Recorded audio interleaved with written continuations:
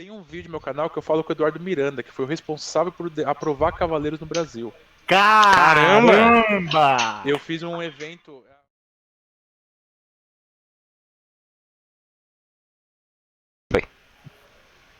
Fala galera, beleza? Tudo certo? Apollo Podcast, episódio 2. Hoje com o Maca do Eternamente CDZ. Gente, é o seguinte, eu conheci o canal desse cara de forma aleatória. Eu acho que foi mais ele que me apresentou do que eu achei o canal.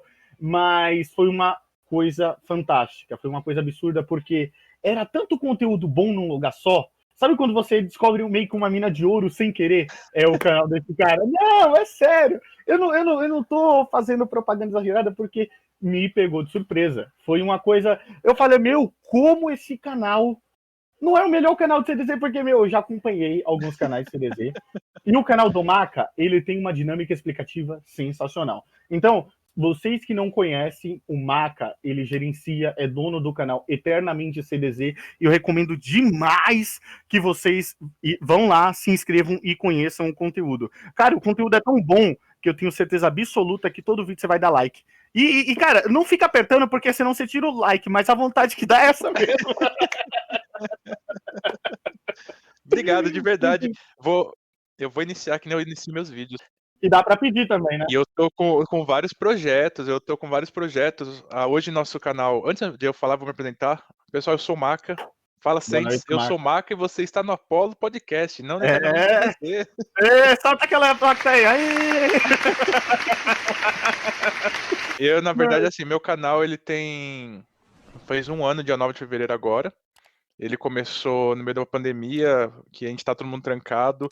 Você falou que tem muito conteúdo, mas tem muita coisa, né, que eu quero fazer. Eu tenho muitos projetos. Isso é Eu bom. tô com duas ou três séries em andamento, que é as séries que eu mais gosto, que é a história do Cavaleiro, que eu já contei a história do Yoga, do Seiya, dos Cavaleiros de Aço, do Mitsumasa Kido. O Mitsumasa Kido foi mais uma homenagem dos pais, que não sei se vocês sabem, mas ele é pai dos 100 Cavaleiros de Bronze. Só é dito no mangá, né? Isso. É dito no mangá. Mas no anime ele não é o pai. No anime ele é só É. um velho que vai catando criança na rua pra fazer rinha de criança. Rinha de criança, né?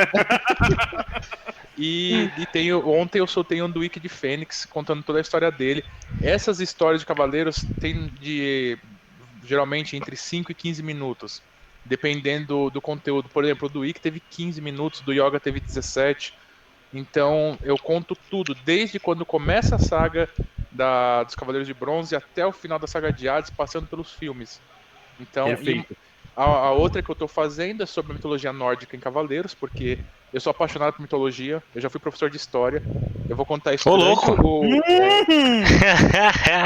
Que isso! Eu vou contar isso durante o podcast, e Mas aí eu sabe sou o que- apaixonado por história. Cara, se isso aqui tivesse ao vivo e alguém falasse, fale um pouco sobre a Revolução Industrial, ele ia falar.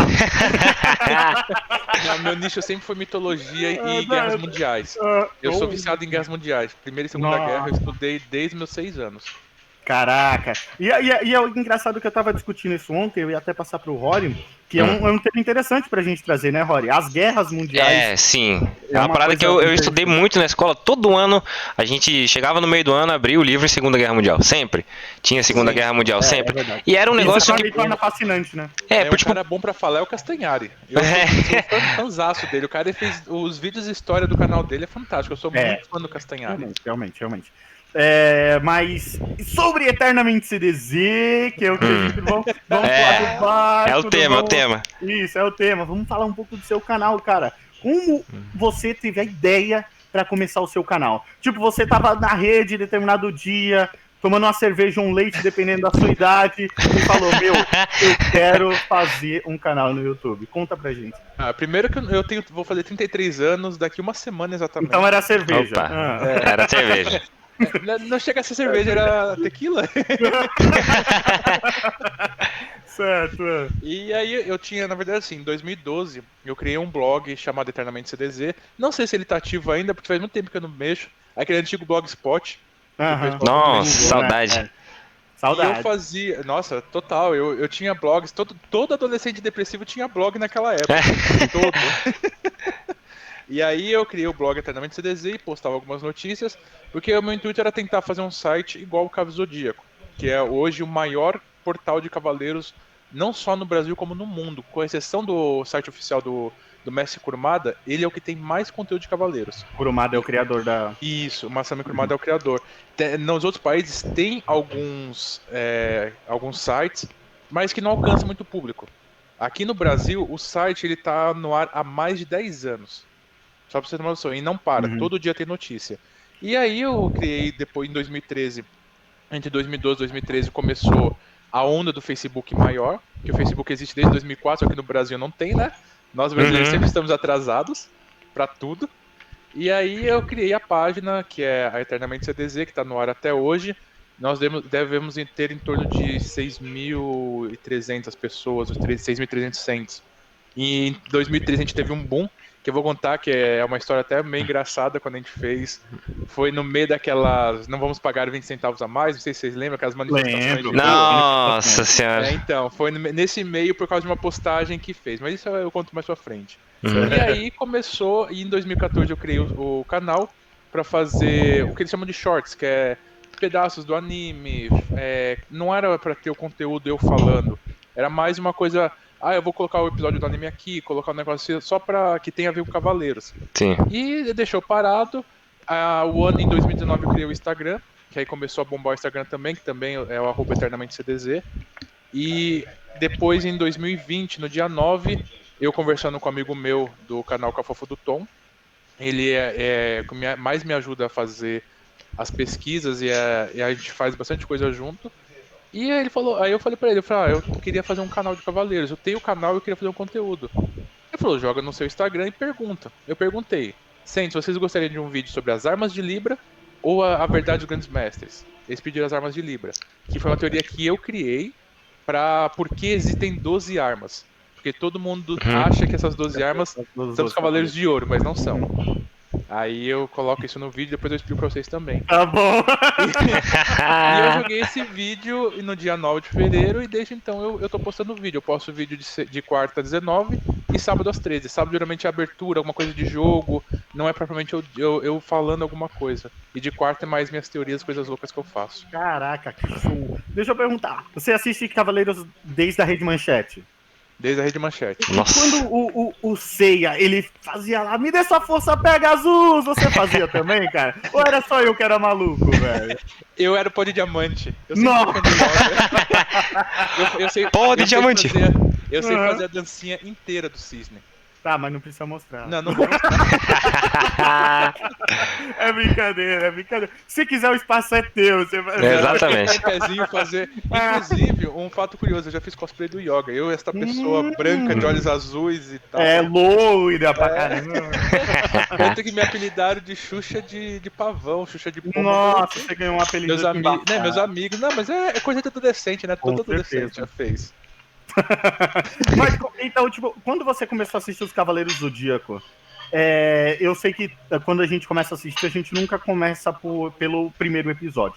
Nunca é assim com ninguém. Só hoje em dia que a galera meio que decide assistir um anime e começa com Procura na internet, né? A internet ajuda muito, né? A internet ajuda muito. Isso. Mas na nossa época a gente dependia da TV e do que estivesse passando pra assistir. Você se recorda qual foi o primeiro episódio de Sensei que você assistiu? O segundo. Poxa, mano, eu passei meia hora dando explicação. É porque assim, eu vou explicar pra vocês. Na época, em 94, eu morava numa chácara, não chega a ser um sítio. E morava eu e meus avós. Eu era bem de interior. Não, mas é isso, é porque tipo, eu falei que todo mundo não começa pelo primeiro, Eu comecei pelo segundo. Afirmou com tanta certeza. Não, então, mas seria feio se eu tivesse falado que eu comecei pelo primeiro. Eu não comecei pelo primeiro. Rapaz, aí eu... Tá, continua. E aí, um dia eu fui na Manchete, naquela época, a Manchete era o maior canal de desenho que passava. A gente não chamava nem de anime, era desenho. Sim. E aí, eu lembro até hoje, eu tava assistindo Super Campeões. Bom demais. Que hoje chama Capitão Tsubasa, mas pra mim vai ser sempre Super Campeões. Pra mim também. E aí, logo depois que terminou Super Campeões, começou. E aí começou com a narração do Jonas Mello, mostrando a luta, o finalzinho da luta entre o Leão Menor e o Unicórnio. Entre o Band Leão Menor e o Jabu de Unicórnio. E eu me apaixonei. E eu me apaixonei porque eu estudava história desde meus 6 anos. Eu já estava com 6 anos naquela Caramba! época. Eu tinha uma certa enciclopédia chamada Conhecer. Era como se fosse aquela Bascos. O pessoal tem uma outra. Um outro Uma tema. Não, é um outro nome, que é aquelas enciclopédias antigonas, só que a minha era conhecer. E lá falava muito de mitologia. E aí quando eu vi, eu me apaixonei. E todo dia, minha avó, quando eu queria me deixar de castigo, era sem deixar de assistir Cavaleiros. E mesmo assim, eu pegava a vassoura pela janela, ligava a TV e ficava da janela de fora. Ela falou que não podia ficar dentro de casa, eu ficava de fora. Janela é inteligente. Devia ser uma criança complicada. Sabedoria desbalanceada. Eu subia em árvore e em caixa d'água quando era criança, né? Então. Teve uma infância bacana, bacana. Você acha que o que mais atrai na obra é a mitologia? É o que chama a primeira atenção. Cavaleiros, o que faz você ter a curiosidade, essa questão, por exemplo, constelação, armadura, porque toda criança dos anos 80 e 90 queria ter uma armadura, independente se fosse Cavaleiros ou não. Tinha muitos desenhos de armadura. Vídeo até Power Rangers, teve uma época que o Tommy usava aquele troço. O Ranger verde, né? Exatamente. Isso é de 95, se eu não me engano. Eu sou bom com datas para essas coisas, mas não me pergunte. Maravilhoso. E então, a primeira coisa que chama atenção é essa mecânica de armadura, essa mecânica de constelação. Mas depois, Cavaleiros acaba trazendo aquela coisa de amizade, companheirismo, entre outras coisas, e acaba aprendendo muito. Porque na nossa época, hoje eu não vou dizer que não tem, mas na nossa época a gente era muito mais unido, as pessoas, as crianças. Nós éramos maldosos? Éramos, mas mesmo assim, a gente era essa coisa mais unida entre amigos, entre parentes. Então, eles ensinavam muito disso, para você ficar mais perto da sua família. O mestre Kurumada, ele tem um grande problema com desenho. Se você pegar todas as obras dele, você vai ver que todas têm o Seiya. Todo protagonismo é o Seiya, mas é que ele não sabe desenhar diferente. Mas a gente tem um caso assim no Dragon Ball também, tem uns 4 Goku diferentes. Toda hora é um Goku diferente. Mas aí Cavaleiros acaba trazendo você mais para essa coisa de amizade, de companheirismo e de batalhas. Inclusive, tem um vídeo no meu canal que eu falo com o Eduardo Miranda, que foi o responsável por aprovar Cavaleiros no Brasil. Caramba! Eu fiz um evento, pra quem não sabe, eu já fiz vários eventos. Eu fui em um evento em 2013 em São Caetano, aqui perto de onde eu moro. E ele tava lá e eu chamei ele pra ir na sala, que eu tive uma sala temática de Cavaleiros. E eu fiz uma entrevista com ele, tá no meu canal. O áudio tá terrível, meu cabelo tá aqui, eu era cabeludo, então a gente conversando, e ele me falou que quando ele viu o primeiro episódio, que eles não mostravam um episódio inteiro, eles mostravam pedaços. E a primeira cena que aparece é o C decepando a orelha do Cássio. Ele quase não aprovou. Faltou isso aqui pra ele não aprovar. Em 30 segundos de anime você vê isso. Então. E aí fica aquela orelha. E é uma coisa interessante que a gente sabe, a gente que assistiu os Cavaleiros do Zodíaco sabe que a censura foi um negócio que influenciou muito as obras no decorrer do tempo. Eu acho que todo mundo aqui não assistiu só os Cavaleiros do Zodíaco, assistiu outros desenhos, outros animes, e vê que o sangue, ele tá cada vez mais ausente. Não é uma necessidade real, mas em vista do que nós tínhamos nos anos 80, nos anos 90, daquele conteúdo, daquele material que vinha, o sangue era uma coisa que jorrava. Sim. Você vê o Seiya com o buraquinho. Isso. E você acha que isso atrapalha um pouco a dinâmica, perde um pouco da essência original do... Então, depende. É que nem o palavrão na dublagem. Se for necessário, tem que estar lá. Você não vai só colocar, tipo, o cara decepou um braço, precisa sangrar. A não ser que ele tenha, por exemplo, um caso que mostra pouquíssimo sangue, é o Elcid de Capricórnio de Lost Canvas, que ele tem o braço cortado, mas tem um porquê de não sangrar, porque ele consegue segurar com o cosmo dele. Então, aí tudo bem a ausência de sangue, mas você, por exemplo, quando o Shiryu corta o braço do Shura, tem que jorrar sangue. Não tem como você não ter sangue ali. É que nem quando passaram no Dragon Ball, o Dragon Ball Z na Band, o Goku tava estropiado, mas sem nenhuma gota de sangue, tava só tinha cenas, uma cena lá que eu lembro até hoje, acho que era no Dragon Ball clássico, se não me engano, que o Piccolo arranca o próprio braço. E na hora que ele arranca o braço, jorra sangue pra caramba. Aí eu fui ver essa cena na Cartoon Network, ele arrancava o braço sem nada. Era invisível o sangue. Necessário.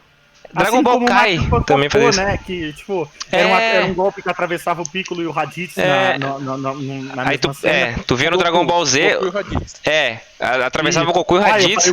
Né? No Dragon Ball Z ficava uma mancha cheia de sangue. No Dragon Ball Kai, você ia ver, era só tipo um círculozinho preto. Tava queimado a barriga do Goku, basicamente. Isso, não era um furo que tinha ali, sabe? Nos jogos, eu acho que.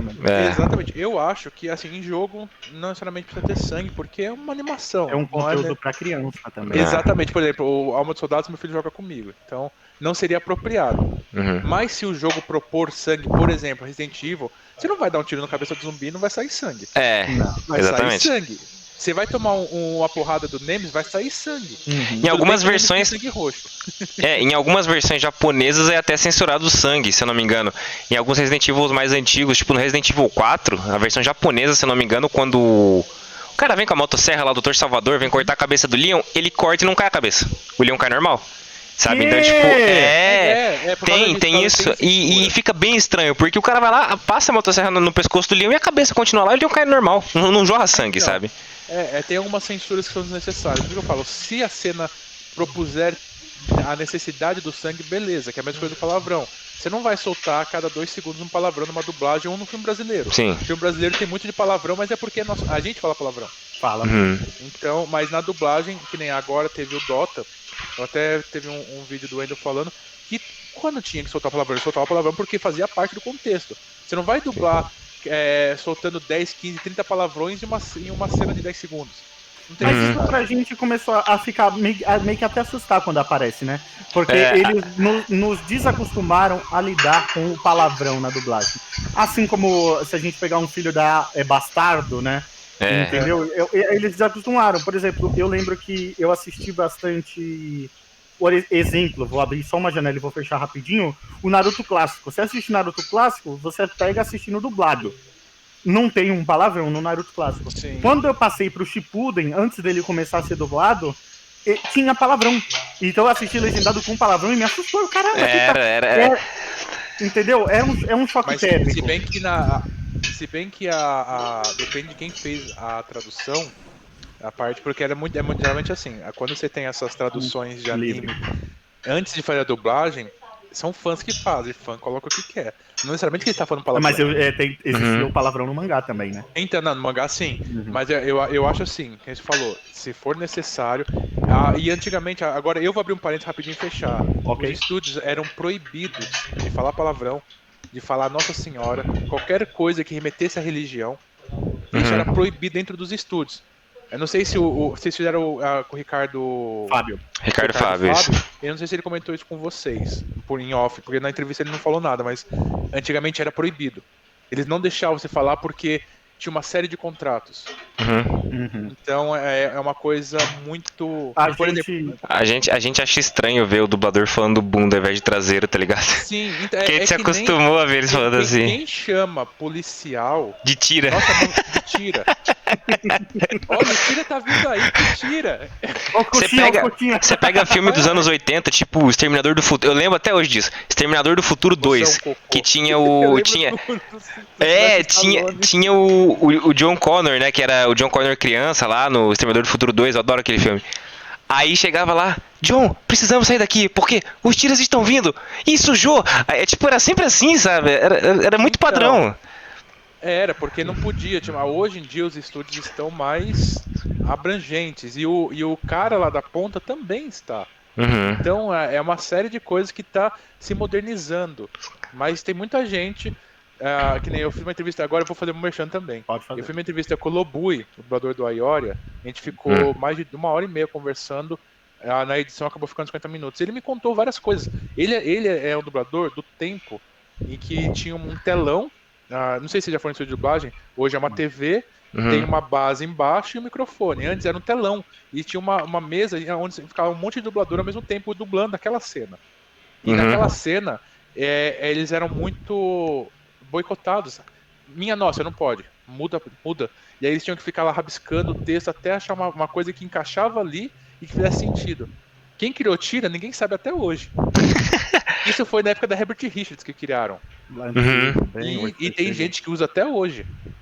Mas é porque a Herbert Richards, para quem não sabe, Herbert Richards é um estúdio, vocês já ouviram, mas não são obrigados a saber. Herbert Richards era um estúdio de dublagem e ele tem um papel fundamental na história da dublagem brasileira porque ele abriu caminhos.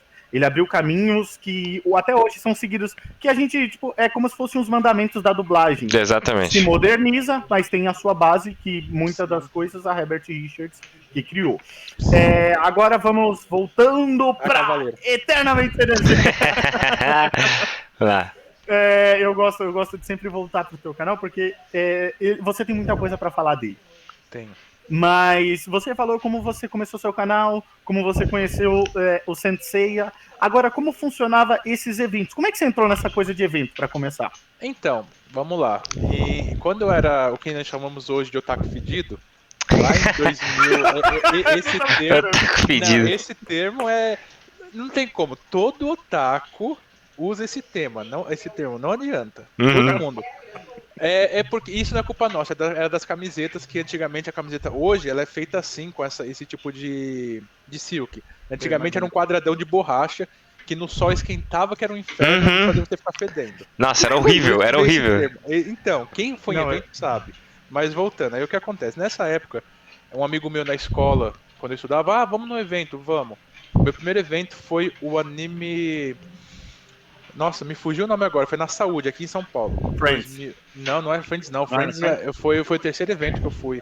Foi um bem antes, que foi mais pra cá, e foi na Saúde. Eu fui, e aí eu lembro, uma cena que me marca até hoje. Naquela época eu tinha meus 18 anos, 16, 17, por aí. E eu vi um cosplay de Seiya. E eu fui pedir pra tirar uma foto dele. O cara foi totalmente arrogante comigo. Putz. Nossa, sério? Ele falou, não tenho tempo pra tirar foto agora, eu preciso ir. E me deixou lá no vácuo. Então isso me marcou muito. E aí eu falei, eu vou fazer cosplay e não vou ser que nem esse cara.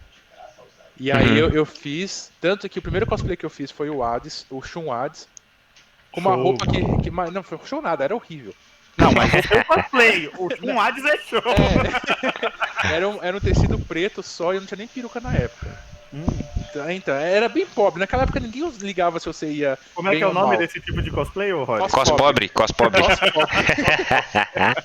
Aí eu fui nesse primeiro evento e comecei em outros. E em alguns eventos, em 2013, quando eu fiz esse evento que foi o Eduardo Miranda, eu conheci hoje ele é um dublador, na época ele não era. O nome dele é Eric Vices, a gente chama ele de Haru. E ele começou a me apresentar algumas coisas de eventos. E ele falou pra mim, né, ele me chama até hoje de Vest, porque foi o primeiro cosplay decente que eu fiz, foi Vest da Estampida, não sei se você conhece, que aqui no Brasil ficou conhecido como Vest o Estouro da Boiada, que eu acho terrível esse nome. Eu já Estouro da Boiada. Não sei porque eu lembro de um menino da porteira, mas segue o papo. E aí eu fui pra um evento, ele me chamou, a gente foi lá em Sorocaba, no Anime Arts. E até tem um vídeo no YouTube que eu tô no palco com os dubladores de Cavaleiros, que eu realizei meu sonho ali. Tava os 5 de bronze. Nossa, eu estaria tremendo. Então, tava os 5 de bronze e a dubladora Letícia Quinto faz a Saori e a que fazia a Shunrei e nosso grande ídolo, Gilberto Baroli. Tanto que quando ele entra no evento, sou eu que tô lá no fundo com o microfone pedindo pra ele fazer a risada, porque ninguém sabia que ele tava lá. E ele entra com isso, com essa risada no palco. E eu já conhecia... Pode falar. A risada do Baroli é a coisa mais maligna que existe no mundo da dublagem. Sim.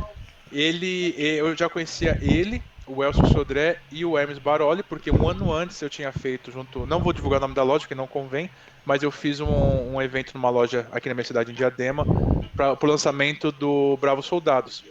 E esse rapaz que era gerente da loja, ele era muito fã de Cavaleiros. E a gente conseguiu conversar com os dubladores e chamar 3 deles, que foi o Elcio, o Gilberto e o Hermes. E lá a gente acabou conhecendo, tanto que o Elcio era uma surpresa, ninguém sabia. O pessoal do shopping não sabia o que estava acontecendo, que estava uma fila enorme na frente da loja. E aí, na hora que o Elcio grita um cólera do dragão, que a gente pediu pra ele gritar, juntou gente na loja de uma vez. Naquela época podia fazer aglomeração, hoje em dia seria proibido. Não que não aconteceria. Exatamente. E aí eu conheci eles lá, os 3. eu tenho vídeo deles mandando mensagem pro canal. Na época não era canal, era a página do Facebook. Uhum. E aí, nesse outro evento, a gente acabou eu ficando no palco, fazendo pergunta pra eles, o pessoal fazendo pergunta. Foi Cara, quase uma hora de evento. Como você foi parar lá em cima? Eu não tô entendendo, cara. Porque esse meu amigo, o Eric, o Haru, ele fazia locução pra evento. E ele precisava de alguém pra ficar no palco. E ele me chamou. Nossa, que Aí ele falou, eu preciso de mais 2 pessoas. Fui eu e um outro amigo meu que fazia teatro comigo na época. E isso contava como estágio pra gente também. Porque, querendo ou não, você tá no palco, você tá apresentando. E aí subiu eu, ele e esse meu amigo do teatro. Ficou nervoso? Nossa, tremendo, total. Eu não sabia o que fazia. Eu tava na frente de lendas, né? Não, com certeza. E fora que antes de entrar no palco, eu tive o prazer de estar numa sala só nós. E a gente ficou conversando durante horas. Até chamarem no palco. E eu pedi mensagem para cada um deles. Nesse mesmo evento eu conheci o Edu Falaschi, que faz a abertura de Cavaleiros. Conheci o Rodrigo Rossi, o Ricardo Cruz e a Larissa Tassi, que fazem as aberturas de Cavaleiros também. Então, cara, é absurdo o que você viveu. É o sonho de fã brasileiro. Total. E pra mim, eu me arrepio. Eu falando aqui, eu tô me arrepiando, porque eu estou lembrando de quando eu fui nesse evento. Cara, se arrepio dessa inveja, eu tava todo arrepiado. E esses eventos, acabou que o primeiro evento eu consegui em 2013 porque eu fui atrás que eles estavam de pessoas pra colocar na sala. E aí eles falavam, eu preciso de sala temática, aí eu não me pergunte como, mas eu mandei uma mensagem pro pessoal do evento de São Caetano, eles me chamaram pra eu conhecer, eu montei a sala ficou linda, com um monte de hot que eu tinha, eu cheguei uma hora antes, eu fui de ônibus, porque eu não tinha carro na época, com um monte de coisa, falei pro meu cunhado ir de carro com as coisas, pra poder levar, e a gente montou uma sala magnífica, tinha um Poseidon gigantesco lá, porque era daqueles diorama antigo, não é antigão, mas daquela época, com Poseidon num tamanho mais ou menos aqui. Ele era isso aqui. Caraca, grandão, bonito. É maravilhoso. Bonito. E caro, muito caro. Com certeza. Que não era, esse Poseidon não é meu. Então eu tive que pegar emprestado e o medo de alguém quebrar. E aí eu comecei a entrar nesse mundo de evento. Hoje eu não faço mais evento, porque eu sou pai não tem tempo pra ir em evento. Mas meu sonho é fazer cosplay com meu filho. Cara, sensacional. Você vai fazer o quê? Shiryu e... Aldebaran e Seiya. Nossa! Na verdade, eu tenho uma história do Shiryu. O Shiryu não, o filho dele não é só o Ryu. Ele tem o Shoryu. O Shoryu é no mangá. Porque, o Shoryu, a gente chama Shoryuken, porque é o golpe do Ken. Não adianta, é o golpe do Ken. O Hori, será que você conhece o golpe? Mas muito interessante, cara, muito interessante, porque, tipo assim, eu como uma criança que assistiu muito Cavaleiro do Zodíaco, que queria ser, que imitava os movimentos na hora dos golpes, eu passava o que pra mim nunca foi vergonha, mas hoje em dia chama, né? Eu fazia essa coisa toda, e você viveu uma das minhas metas como fã. Eu realizei a primeira que foi na entrevista anterior, que foi justamente com o Ricardo Fábio. Eu acho que eu e o Rory, né, Rory? Sim, com certeza. A gente conseguiu entrevistar um cara daquele nível, mas você fez uma coisa que transcendeu. Você teve uma sala com os caras, você e tremedeira e... Total. Inclusive, vocês lembram da Porta da Esperança? Porta da Esperança? Era do Sérgio Malandro, não era? Não, do Silvio Santos, tá. Não, a Porta dos Esperados do Sérgio Malandro. Tá, confundi. A Porta da Esperança. Um grande amigo meu, que é até um dos meus tatuadores, ele fez essa... Eu não sei se eu consigo mostrar. Eu tenho a tatuagem dos Comensais da Morte. Do Harry Potter. Nossa, que demais, cara. E eu conheci ele nesse evento e ele participou da Porta da Esperança e ele ganhou todos os bonecos originais de Cavaleiros do Zodíaco do Nossa, Silvio Santos. Cara. Não, tipo, você podia ganhar uma bala do Silvio Santos, que era uma bala do Silvio Santos. O cara ganhou todos os bonecos coleção de Cavaleiros completa. Original. Ele tem até hoje. Nossa Senhora. Ele não abriu. Você tem noção que ele não abriu? Não, ele lógico. Todos. Ele deve valer um dinheirão. Ele não vai. Ele já falou pra mim que não vai. Não, com certeza, mas. Ele tem filho? Não, ele não. Se tivesse.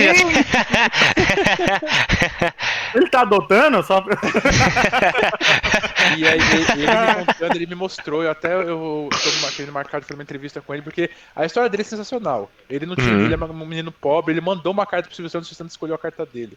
E foi a única vez que Cavaleiros foi pra Foi parar lá no SBT. Nossa, cara, que sorte, né, cara? Inclusive, Cavaleiros foi parar na Globo, por causa da febre, que a Larissa Tassi foi cantar com o William, na época da A Globo. Larissa Tassi, então, a Larissa Tassi, ela...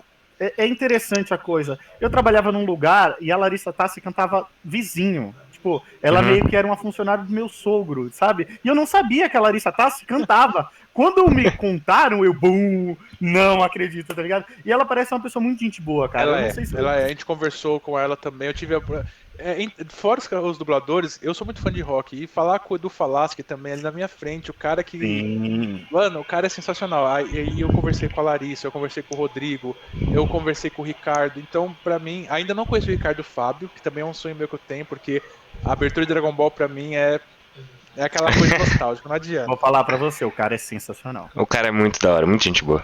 Pena que ele não dublou Cavaleiros ainda, é uma pena isso, mas quem sabe, né? Porque depois do Ômega que teve, foi um presente pra vários dubladores dos antigos, até do Rio de Janeiro, quem sabe não ver uma outra obra, por exemplo, Santia Show, né? Eu espero que seja uma obra dentro do universo, vou dizer, com todo o respeito, sem preconceito, dentro do universo masculino de CDZ, eu espero... Mas você sabia que a Santia Show, ela é só um anime que é feio, que é mal cuidado, mas o mangá, ele é lindo. Me fala um pouco sobre o que é o Sensei Show pra gente que não conhece, porque eu não acompanhei, eu acompanhei boas sagas, eu acompanhei o Next Dimension, a saga clássica principal, a saga Hades, The Lost Canvas, mas o show eu não conheço. O que é o show? Explica pra gente. Então, a Santia Show é um spin-off, ele se passa no mesmo momento do clássico, ele se passa entre a Guerra Galáctica e as 12 Casas, e conta a história das Santias. Quem são as Santias? São as servas de Atena que não precisam usar máscara. Elas são consideradas Amazonas, mas Amazonas de uma classe especial. E aí o que acontece? Existem as Amazonas normais, que não podem mostrar o rosto, é o caso da China, da Marin, da Yuna, entre outras. E existem as Santias, elas são as servas diretas de Atena. Elas não participam de outras coisas, a não ser proteger Atena. O dever delas é cozinhar, limpar, proteger Atena, pentear o cabelo dela, dar banho e dar conselhos. Aí você quer que eu assista isso? Não, mas isso é por causa do treinamento. É brincadeira. Novela dos Cavaleiros do Zodíaco. E aí o que acontece? A história gira em torno da deusa Ares, que eles reutilizam depois de ter utilizado naquele filme A Lenda da Maçã de Ouro, acho que é isso, se eu não me engano. Que eles traduziram aqui no Brasil como Saint Seiya, o filme. Eu acho que foi isso. Não, Saint Seiya, o Santo Guerreiro. Porque Saint Seiya já é santo, mas enfim. É uma redundância. E aí a deusa Ares está reencarnando e a Sho, que é a principal, é o receptáculo dela. Só que a irmã dela, ela não deixa a Ares entrar no corpo dela e meio que troca. Aí a Ares vai pro corpo da irmã dela. E nesse momento aparece Miro de Escorpião, que tem um grande destaque dentro dessa série, porque ele é um cavaleiro forte, foi muito mal aproveitado, mas ele é um cavaleiro forte. Não, é do meu signo. É um maravilhoso pra mim. E aí começa toda a série. Teve o Máscara da Morte, que destruiu a Academia das Santias, que existe uma academia que faz o treinamento para Santias. Inclusive eu já fiz até um vídeo falando sobre Santias e Amazonas pro Dia Especial das Mulheres. Eu acho que eu vi esse vídeo. Tem uma teoria que diz que não tem como uma Amazona de ouro ser uma Santia. Porque se ela for uma Amazona, ela não consegue cuidar de Atena e cuidar da casa dela. Então, somente Amazonas de prata e bronze podem ser as Santias. E aí tem todo o arco que é contra a deusa Ares, e aparece personagens maravilhosos dentro, que são do universo feminino. Aparece, eles fazem uns fanservice, fazendo o Sei aparecer, fazem alguns Cavaleiros de Ouro aparecer, o Ayori aparece de novo, então é meio que o fanservice junto com uma nova saga. O problema é que você pegar a história cronológica não faz sentido nenhum. Não tem espaço. Então, é o que me dói, entendeu? Porque é um spin-off, é uma side story, é um universo um pouco separado. Mas é complicado quando você coloca uma coisa dentro da outra. Entendeu? É igual você pegar, eu gosto de trazer o Dragon Ball como exemplo, porque é o que eu acho que geral vai entender, é pegar o Super e tentar encaixar com o GT. São. Não faz É, sentido. sim, Eles sim, se sim, passam sim. no mesmo tempo. Uhum, E- então. Pode falar.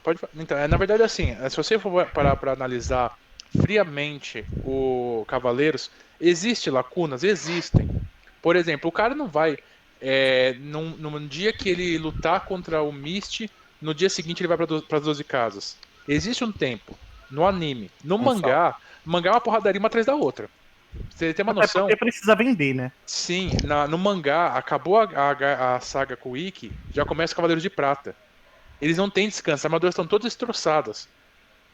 Terminou a Batalha dos Cavaleiros de Prata, eles já vão para os Cavaleiros de Ouro. Não tem esse tempo parado. É Uhum. muito. Acabou os Cavaleiros de Ouro, já começa Poseidon. Então, Entendi. É muito subsequente, né? É tanto muito. que no mangá, entre a Guerra Galáctica e o final de Hades, não se passa 2 anos. Acho que nem isso passa 1 ano. Porque é muito rápido. Ah, mas no anime ele dá uma sensação de 5 anos, no mínimo. Não, Assim. dá mais, Dá, porque né? ainda mais a dublagem que eles falam depois desse tempo todo que estamos lutando por Atena. Você fala, pô, os caras estão. Pra nós que ficamos no hiato aqui no Brasil, de 98 até 2002, foi um baita hiato. No Japão foi mais, que no Japão acabou em 88 o anime. Caraca. O anime é de 85. E aqui no Brasil chegou em 94, foi quase 10 anos depois que chegou no Brasil. O Brasil, Uhum. o Brasil foi atrasado, mas isso é outra história. Então, eu não julgo até porque a gente tava caminhando num processo de importação cultural.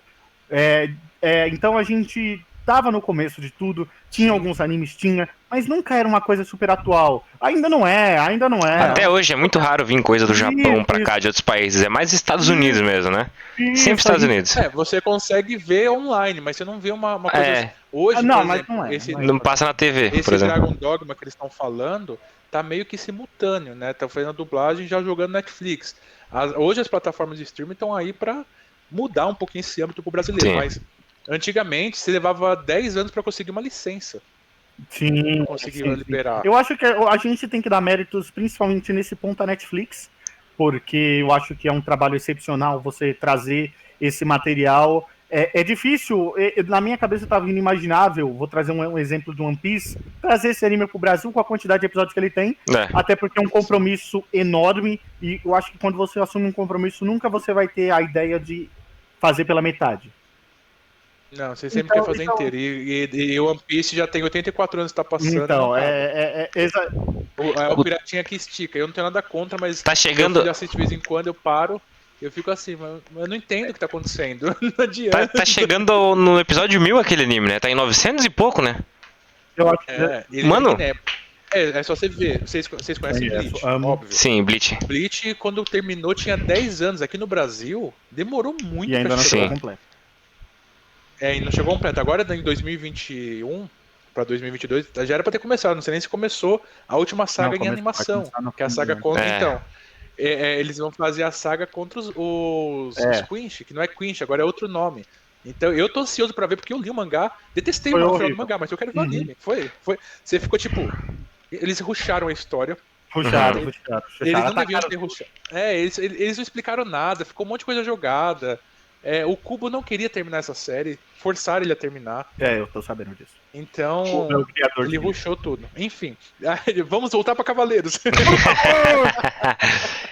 E aí, esse universo paralelo, Cavaleiros hoje ele é composto pelo clássico, que vai da Guerra Galáctica até o final de Hades. Hades, sim, é clássico, é que aqui no Brasil foi dividido, e dentro do clássico também, mas... Eu dividi quando eu falei. É que muita gente não sabe, mas o que acontece? Se você for parar pra contar, o que a gente chama de saga clássica, que foi aqui no Brasil de 94 a 98, vai até Poseidon e acabou. O Hades só veio em 2002, então... E não aqui no Brasil, tá? Porque 2002 foi quando eles começaram a lançar aqueles DVDs piratão que a gente ia na Libra, não sei se são de São Paulo, na Liberdade tem um lugar que vendia, e a gente comprava lá.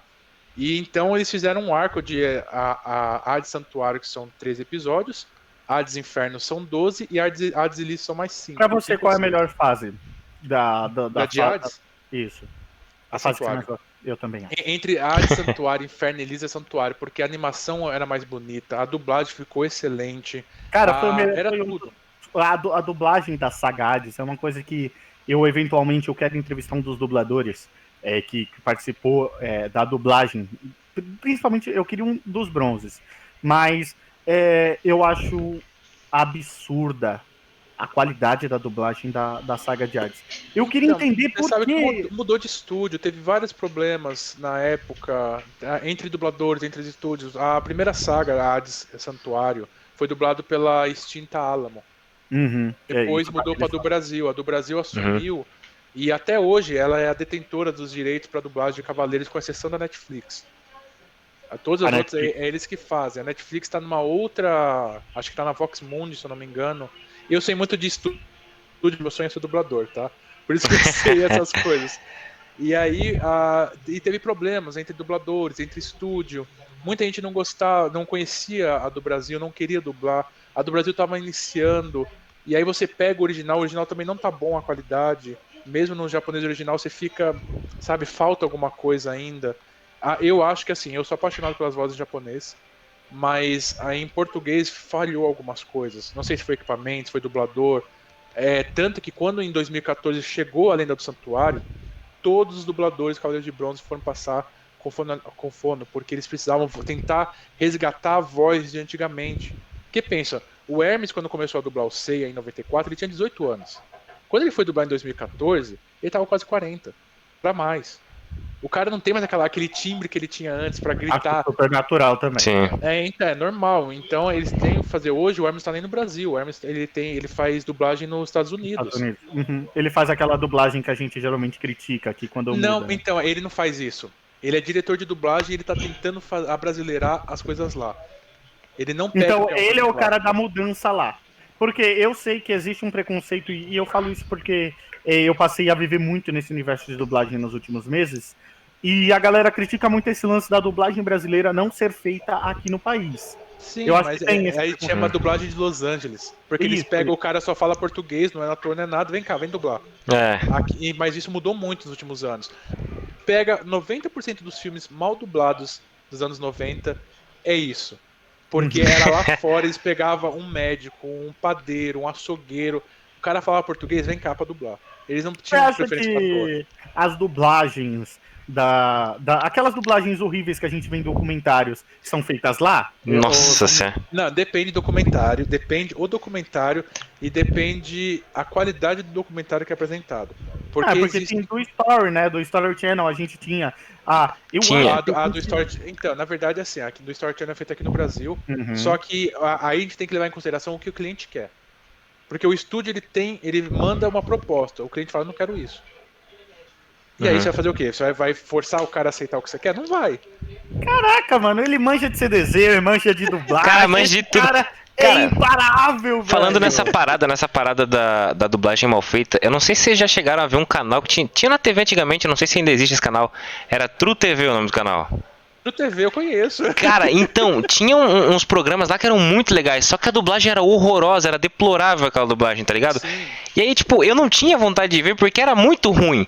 Porque mesclava o áudio original com o áudio da dublagem. O cara, ele simplesmente tava lendo, ele não tava interpretando nada. Daí o cara gritava e ele falava, ei. Isso é a dublagem de Los Angeles. O cara não sabe interpretar. É diferente, por exemplo, você pegar. Eu vou falar de um que eu gosto muito, Quilos Mortais.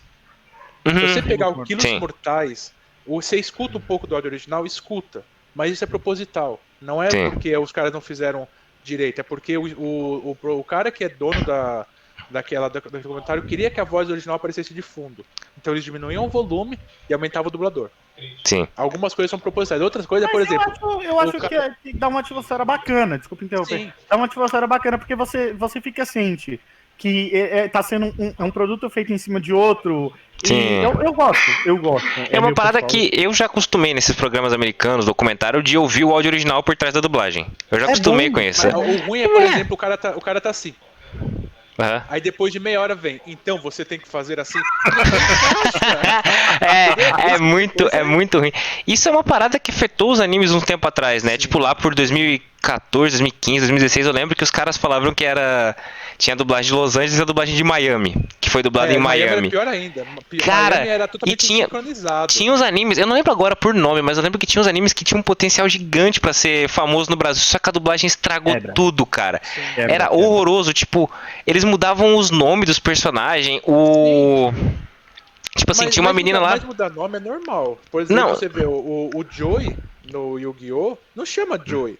O Tristan não chama Tristan, eles têm um nome japonês. É que aí passou nos Estados Unidos e eles colocaram o nome americano. Só que aí, tipo, eu lembro que tinha... Eu fiquei curioso. Você sabe os nomes? Ah, eu não vou lembrar agora, mas não é Joey, não é Tristan. Tá bom, outras coisas nada a ver. Eu lembro que eu tava vendo um anime uns tempo atrás, e aí, tipo assim, no original, a menina chamava o cara de senpai porque ele era... Não porque ela gostava dele, nada assim, é porque tem aquele esquema meio que uma hierarquia na escola japonesa que tem os novatos, e os mais, né, os das classes mais altas, tipo terceirão ou senpai. Aí ela chamava ele de senpai. Só que o cara tinha um nome, ela chamava de senpai de vez em quando e a maioria das vezes falava o nome dele. Na dublagem era senpai o tempo inteiro. Tipo, o nome do cara era senpai. E aí a mãe dele chamava ele de senpai, tá ligado? Era muito estranho. É tipo, era um anime de colégio lá que um amigo meu falou pra ver, eu fui ver lá. Só que, cara do céu, era horroroso, velho. Daí eu fui ver em japonês, era tão melhor, mano. Mas era horroroso aquele anime, era feio demais. Existem algumas coisas que eles não sabem fazer. A dublagem de Miami, de Los Angeles eram terríveis. Aí, voltando ao que eu tava falando do Hermes, ele faz a dublagem de produtos brasileiros pro inglês. E ele traz o produto brasileiro pro cara dublar. Ele fala assim, por exemplo, vamos pegar 3%, que é uma obra brasileira. Foi dublado lá pro inglês. E ele pega todas as técnicas daqui do Brasil pra ensinar lá. Porque o Brasil tem essa referência. Mas o Hermes, ele dubla em inglês hoje. Ele dubla em inglês e dirige. Ele é muito. Cara, outro dublador que está nos Estados Unidos, o Luiz Lafay, que faz o Chão de Ares. E ele também é conhecido como. Ele é conhecido também como. Como que é o nome das Três Espiãs? O Jerry, isso. Ele era dublador do Jerry. Então, e ele tá lá e ele faz teatro lá. Ele não é só dublador, ele faz teatro. Porque ele é membro de uma igreja de evangélico. E lá ele faz teatro pra essa igreja. E ele manda, eu tenho ele no Instagram e no Face, a gente conversa de vez em quando. Porque eu já fui dessa igreja há muitos anos atrás. E ele me mostra, os bastidores das gravações lá são fenomenais. Ô, Rory. Oi. Eu cheguei à conclusão de que esse cara só não é dublador porque ele não quer ainda. Exatamente.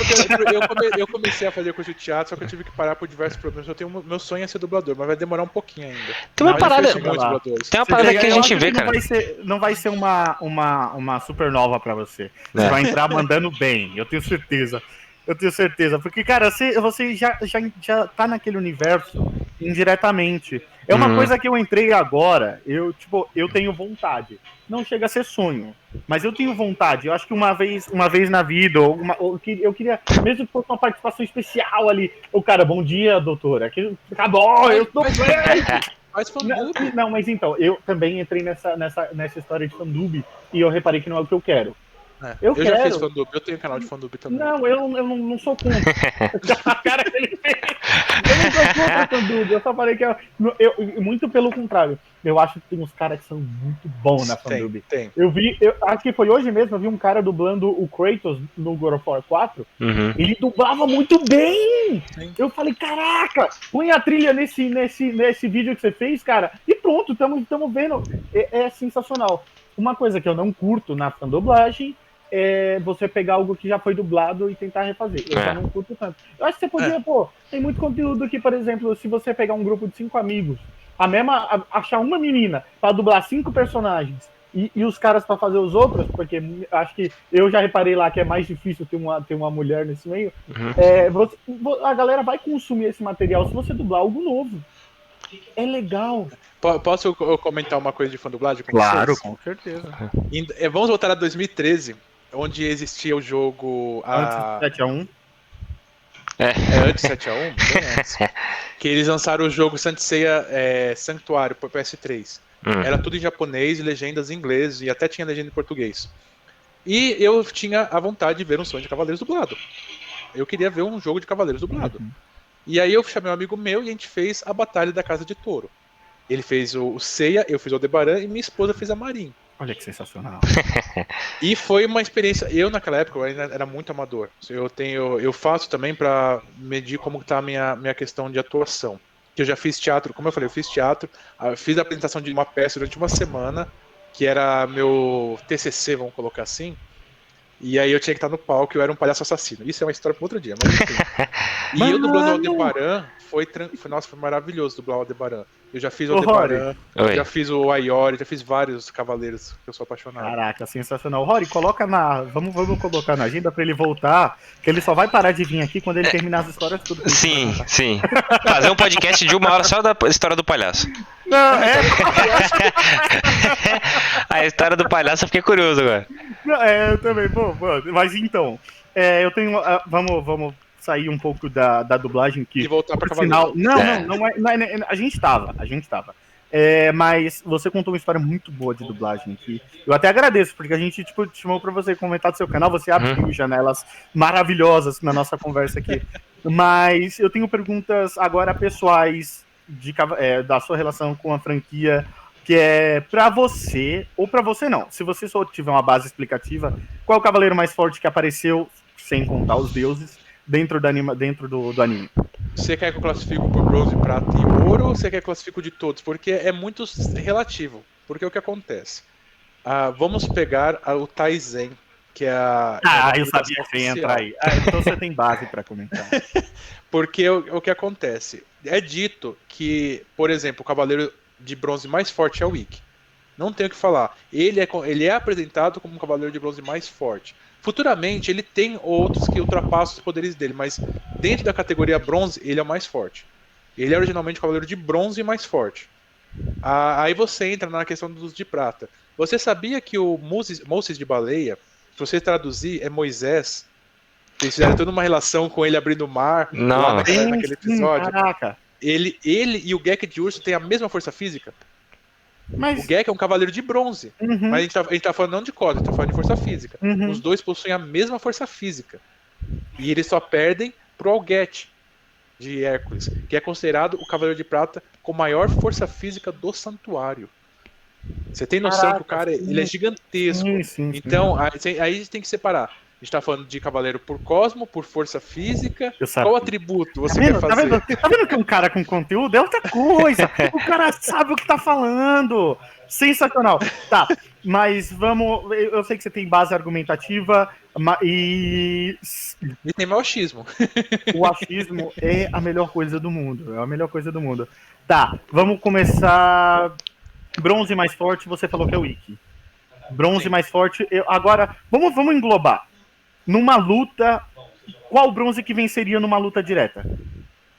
Ikki. O Ikki, ele tem força física e mental. Ele destrói a força mental do cara, que ele fez com o Nath, e acabou. O prata mais forte sem contar o Orfeu. Sem contar o Orfeu é brincadeira, né? Eu acho que, tipo, o Orfeu é conhecido como Cavaleiro de Prata, que tem um nível de poder nivelado com os Cavaleiros de Ouro. Tô errado? No anime. Olha. No mangá. É que, na verdade, o Orfeu ele tem a mesma coisa do Ikki. Ele ataca o cérebro da pessoa com a música. Todos os cavaleiros, marinas, espectros que mexem com música e mexem com o cérebro, esquece. Você não tem chance.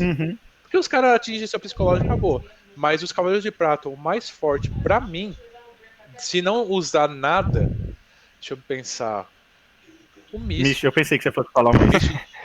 O dos cavaleiros. Porque assim, aí se for considerar com acessório, não tem ninguém que pare o... Nossa, me fugiu o nome dele agora. O Argol de Perseu.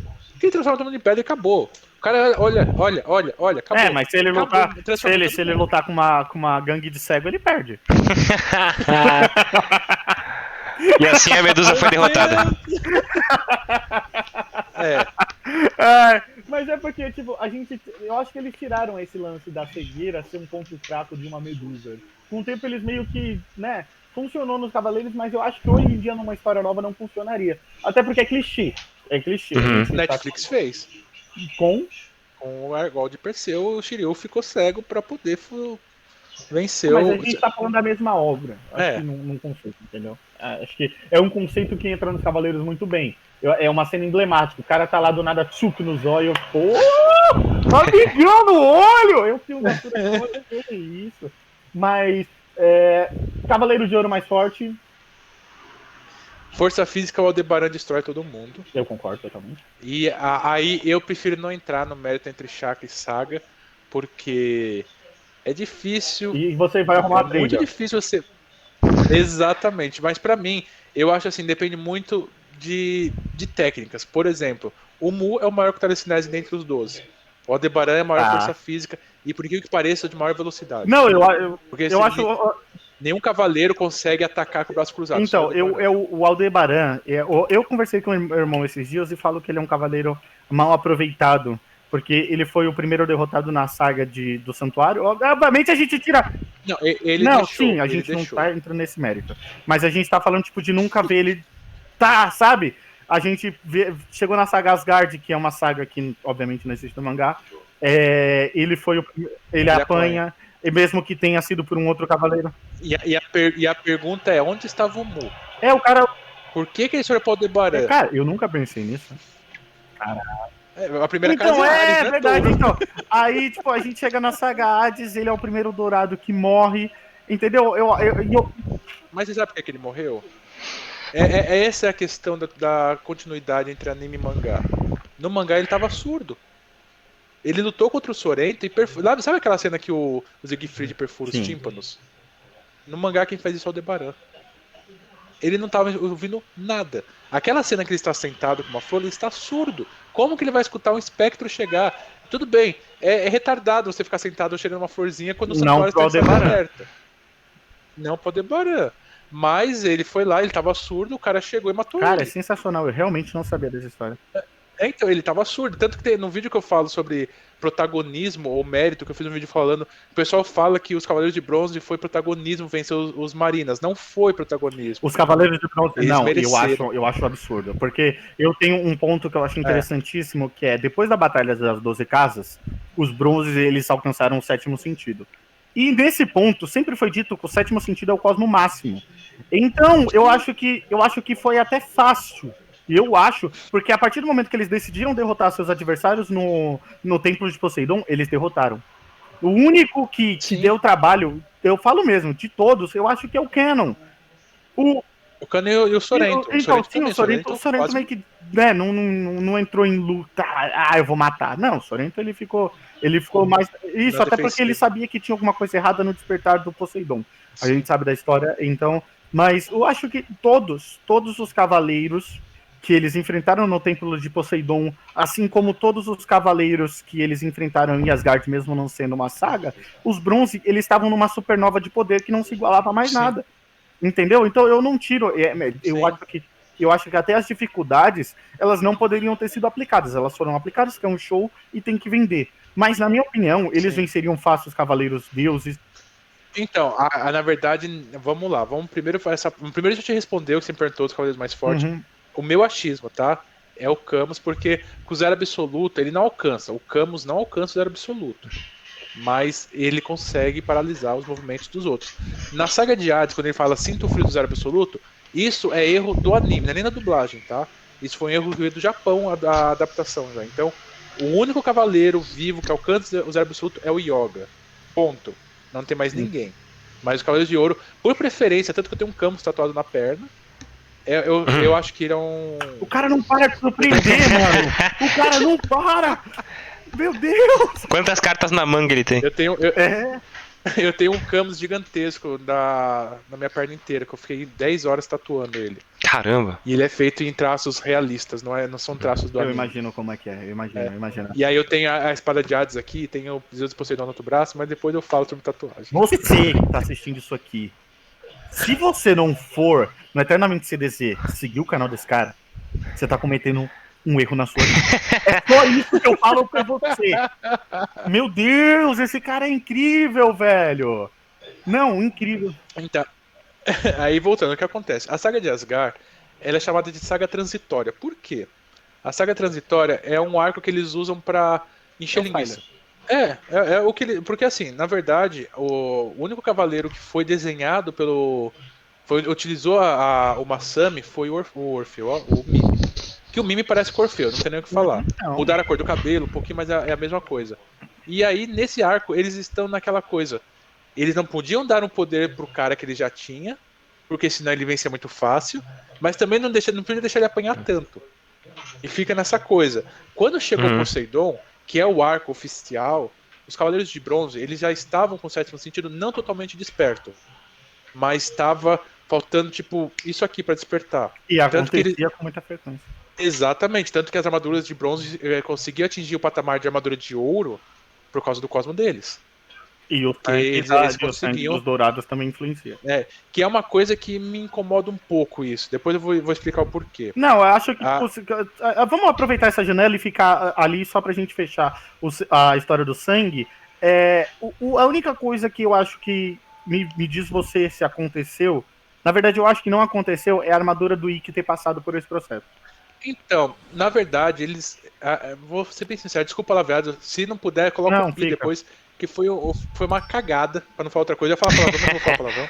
Foi uma cagada que fizeram, porque no mangá é a seguinte ordem, eu até falo isso nesse vídeo do Ikki. Falou. A armadura do Shun, o sangue é do Shaka, porque a gente não sabia, mas era um indício que ele ia ser o sucessor de Virgem. Sim. A armadura de dragão foi o Mestre Ancião, que foi a única vez que ele saiu dos 5 picos pra fazer alguma coisa. A armadura do Ikki não precisou de sangue. E aí do Sei e do Yoga foram os mesmos. Tá, eu tenho uma pergunta em cima disso.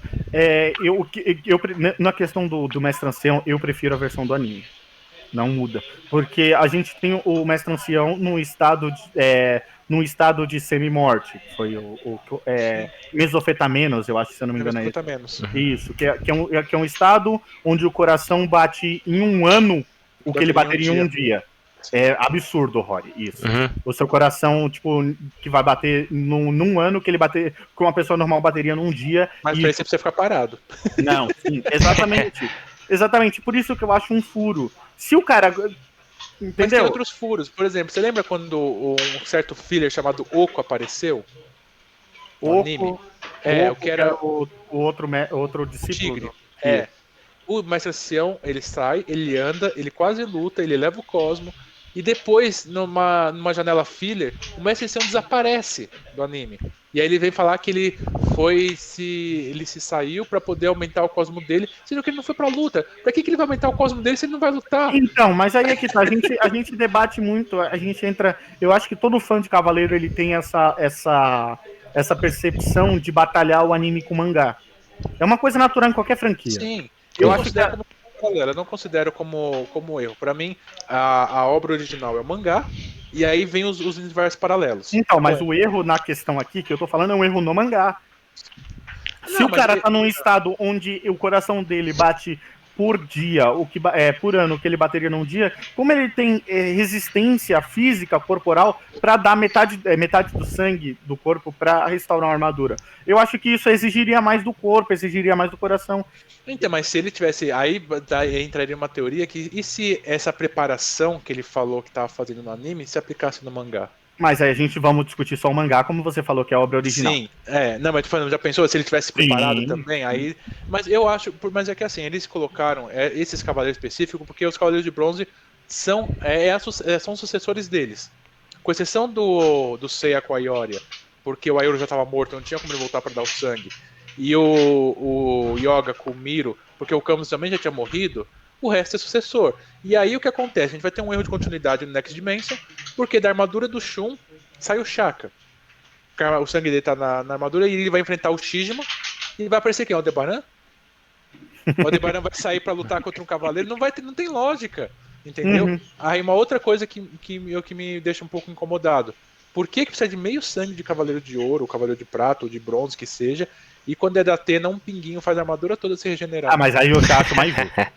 Aí eu já acho mais justo. Porra, ela é uma deusa. Eu acho mas um pinguinho pra tudo, pra tinha que ser um pinguinho em uma parte que da armadura. Aí... Tipo, uma aqui, outra aqui, outra aqui. Ou pelo menos a armadura montada, não no corpo dos caras. Ah, mas eu acho mais. eu acho complicado porque é uma deusa. Você não acha um sangue de uma deusa em qualquer lugar. É uma deusa, é uma divindade e tudo nela é mais poderoso do que o normal. Então a gente entra na discussão. Uma gota do sangue de uma deusa valeria... Que vale meio litro de sangue dos Cavaleiros. Se fosse assim, poderia ser por patente também, vai. Meio sangue dos Cavaleiros de bronze, um quarto do de prata e um terço dos de ouro. Mas enfim, isso é uma discussão que a gente pode fazer uma teoria depois. E faça um vídeo disso. E já aí, falei, você tem que ir lá na Eternamente CDZ, segue esse canal, pelo amor de Deus. Vocês estão perdendo um conteúdo maravilhoso, cara. Não, eu tô impressionado. Eu tinha uma dinâmica de entrevista aqui, vamos falar num paralelo aqui, que a gente seguiria falando sobre a obra em si. Só que você é tão bom na sua dinâmica, e eu já esperava, não, é sério, no seu canal você demonstra isso.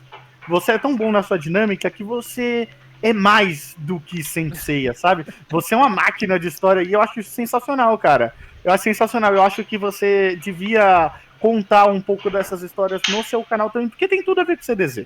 Você tem histórias boas pra contar disso. Você tem um momento que é o ápice de um fã brasileiro, que é quando ele tem contato com os dubladores. E, cara, eu te parabenizo muito. Eu gosto de parabenizar as pessoas quando elas produzem algo bom. E você tem uma parada que é muito doida, que você tá lá fazendo o seu conteúdo, você não, eu vou fazer de números, não, eu tô fazendo porque eu gosto, eu vou tocar meu barco, a minha vida é uma, isso aqui é outra, uma hora as duas podem se juntar, pode, mas até lá, vida que segue. Exatamente. E, cara, isso é sensacional. É absurdo, é absurdo. Eu realmente... A minha... Só explicando um pouquinho o bastidor, eu gravo de final de semana à noite, de sexta à noite. Durante a semana eu faço os roteiros, aí de noite, depois que meu filho dorme, tá todo mundo dormindo, eu venho e gravo. Aí eu vou editando durante o dia também, conforme o meu serviço dá pra eu dar uma parada, eu vou editando, ou se não, deu 7 horas, que é a hora que eu saio do serviço, eu já começo a editar um pouquinho e vou fazendo, às vezes demora. A Anatel fazendo patrocínio pra gente, Anatel. Fazer jabá da Anatel aqui. Fazer jabá da Anatel. No post do Maca, a internet dele não conseguiu despertar o sétimo sentido e deu uma coisa absurda. Mas, cara, Maca, você foi incrível. Obrigado. Não, foi de verdade. Demais. O conteúdo que você apresentou pra gente aqui foi... Se a gente esperava 5, você apresentou 50. Exato. Entendeu? Foi muito além das expectativas, foi muito bom. Você é um cara sensacional, humilde pra caramba, porque você teve toda a disponibilidade de tempo, se programou e reprogramou, você teve paciência com a gente. E eu e o Rory do Apollo Podcast, nós temos que te agradecer demais. Se vocês precisarem de mim, eu tô aqui pra falar de Cavaleiros ou de qualquer outra coisa. Contar história, um dia bater papo, falar a vida do Maca, a gente senta aqui e conversa. E deve ter histórias demais, cara. Histórias demais. São 33 anos de jornada aí. Só isso. Várias aventuras. Muitas. Cara, você tem alguma mensagem, alguma coisa sobre o seu canal pra falar que você queira, que você já tinha pensado, alguma coisa do gênero? Eu vou falar que nem eu falo no meu vídeo, se inscreva no canal, ative o sininho lá e aqui também. Tá? Escreve aqui, escreve lá também. A gente vai fazer troca de membros, de inscritos, né? Porque membros é só depois de 10 mil. E isso não é uma coisa que eu tenho pretensão tão cedo. Mas chega, rapidinho. Chega. Quando menos esperar, boom. E é o que eu desejo demais pra você. Perfeitamente. Se vocês quiserem ver meu conteúdo, eu posto vídeo de quarta às 19 e sábado às 13 horas. De sábado, geralmente, eu faço uma abertura de Cavaleiros, né? Uma abertura de Cavaleiros ou alguma coisa sobre os jogos.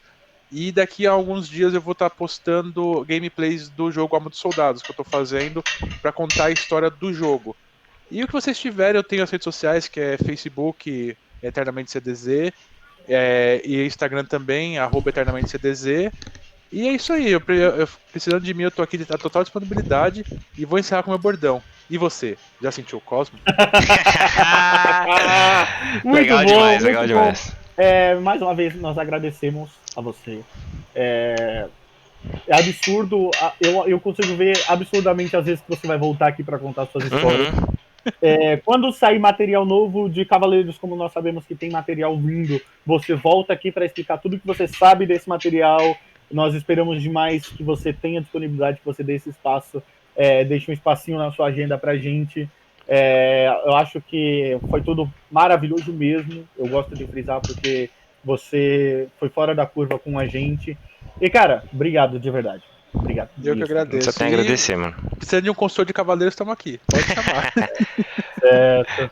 Então é isso aí, pessoal. Muito obrigado. Obrigado por terem assistido. Lembrando, todos os links que falaram aqui, foi falado aqui, tá na descrição. Redes sociais, tudo, canal. Se inscreve em tudo lá, dá moral pra gente. Canais da Twitch, tudo tem lá também. E não se esquece de verificar, falar igual o Nando Moura. Inscrição no canal, a Chininha e a Gostinha, tá? Não esquece de o Cirilo e o Gostei.